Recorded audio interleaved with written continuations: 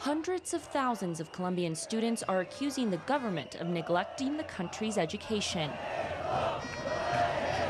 On Wednesday, students and teachers took the streets of Bogota in the largest protest since they began their strike in October.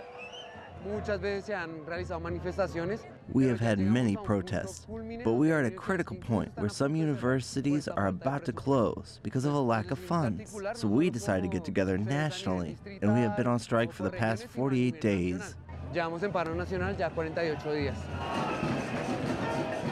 Their biggest demand? A bigger national budget for public universities. While student unions are negotiating with government officials, students continue marching. President Iván Duque addressed the nation this week, saying he heard their concerns. Duque claims his government has passed the highest education budget in the country's history. We have made a huge effort in the middle of severe restrictions. That is why I invite students to value this and continue to contribute ideas about the future in these next 4 years. The workers' union and political parties joined Wednesday's demonstrations, declared their opposition to the Duque government. Their biggest complaint is over government tax reforms, which at one point included a value-added tax to basic goods like bread and fruit.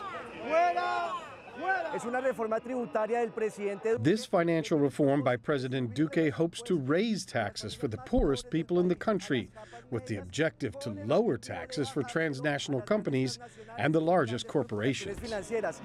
While mounting opposition forced the government to withdraw its initial plan to tax basic food items, workers' unions continue to express discontent over Duque's policies. Tomorrow at 7 a.m. we will hold a meeting to define what we do moving forward if the government ignores these citizen expressions.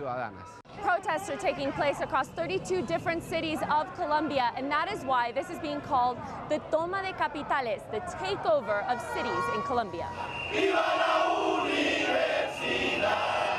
Michelle Begue, CGTN, Colombia.